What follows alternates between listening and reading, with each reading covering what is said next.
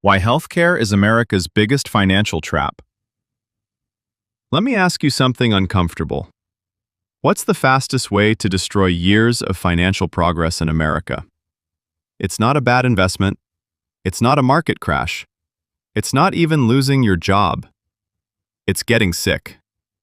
In the wealthiest country in the world, a medical emergency is one of the leading causes of personal bankruptcy. Not because people are irresponsible, not because they don't work hard, but because the system is structured in a way where one unexpected diagnosis can financially destabilize an entire household. You can have a solid credit score, a stable job, a savings account, a retirement plan, and still, one hospital visit can cost you thousands, sometimes tens of thousands, out of pocket. Today, we're breaking down why healthcare in America isn't just expensive, it's structurally dangerous. Section 1. The illusion of having insurance. Most Americans believe that having health insurance means they're protected. That's the assumption. You pay a monthly premium, and in return, you're covered. But that's not how it really works. Let's break down what coverage actually means. The average American family pays thousands of dollars per year in premiums alone, often over $20,000 in total plan cost, with employers covering part of it. But that's just the starting line. Before insurance really kicks in, you usually have to meet a deductible, and the average deductible for employer-sponsored plans is now well over $1,500 for individuals, much higher for families. High deductible plans can exceed $3,000 or even $5,000. That means if you break your arm in January, you could be paying thousands out of pocket before your insurance meaningfully contributes. Then there's coinsurance, where you still pay a percentage of the cost even after the deductible. Then copays, then out-of-pocket maximums that can still reach $8,000 to $10,000 per year. So yes, you're insured, but you're also financially exposed. Section 2. Medical debt is different. Here's what makes healthcare uniquely dangerous compared to other expenses. You can plan for rent. You can plan for groceries. You can plan for a car payment. You cannot plan for cancer. Medical expenses are unpredictable, emotionally charged, and often urgent. There's no time to compare prices when you're in the emergency room.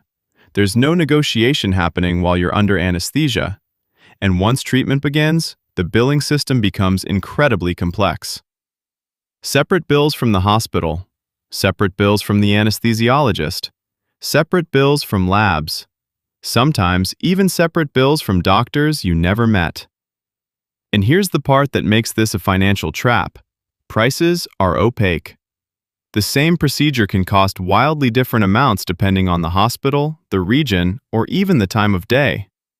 An MRI that costs $400 at one facility might cost $3,000 at another. Consumers rarely know beforehand. That's not normal market behavior. That's structural opacity. Section 3. The employment link. Now let's talk about something deeper. Most Americans get health insurance through their employer, which means healthcare isn't just a medical issue. It's an employment dependency. If you lose your job, you don't just lose income. You often lose health coverage. Yes, there's COBRA, but COBRA often means paying the full premium yourself, which can exceed $600 to $1,000 per month per person. So imagine this scenario. You lose your job, you're stressed, you're cutting expenses, and then someone in your family gets sick. Your income is gone. Your insurance costs spike. Your financial vulnerability multiplies. Healthcare in America is tied to employment risk. That makes it economically unstable. Section 4. Why it leads to bankruptcy. Medical debt is one of the most common contributors to personal bankruptcy filings in the United States. And here's what's important. Many of the people affected had insurance. They weren't uninsured. They weren't reckless. They weren't financially illiterate. They were underinsured. A serious illness can easily produce $20,000 to $50,000 in out-of-pocket exposure over time. especially with ongoing treatments, prescriptions, and follow-ups. And because medical events often interrupt work, income may decrease at the same time expenses increase. That's the perfect financial storm. Savings get drained, credit cards get used, balances grow, interest compounds. And now a health issue becomes a debt issue. Section 5. The long-term financial impact. Even if bankruptcy doesn't happen, the long-term effects can be massive. Medical debt can damage credit scores, making mortgages, auto loans, and even insurance more expensive. High out-of-pocket costs delay investing, delay retirement contributions, delay home ownership. In other words, healthcare costs don't just create immediate stress, they compound over time. Every dollar spent servicing medical debt is a dollar not invested in appreciating assets. And over 20 or 30 years, that opportunity cost becomes enormous. This is why healthcare isn't just a medical issue, it's a wealth-building issue. Section 6. Why this is structurally a trap. Now let's zoom out. A financial trap isn't something that feels expensive up front. It's something that appears manageable until it isn't. Healthcare fits that definition perfectly. You pay premiums monthly. It feels routine. It feels normal. But when a serious event happens, the exposure suddenly expands. The system has complex pricing, high deductibles, percentage-based coinsurance, network restrictions, employment dependency, and very little price transparency. The risk is asymmetric. You can't fully predict it, you can't fully price shop it, and you can't easily avoid it. That's what makes it structurally dangerous. Section 7. What you can actually do now. This isn't about fear, it's about awareness. You can't control everything, but you can reduce exposure. First, understand your deductible, coinsurance, and out-of-pocket maximum clearly. Most people don't. Second, build a dedicated health emergency fund separate from general savings if possible. Third, if offered, consider health savings accounts, HSAs. They have triple tax advantages.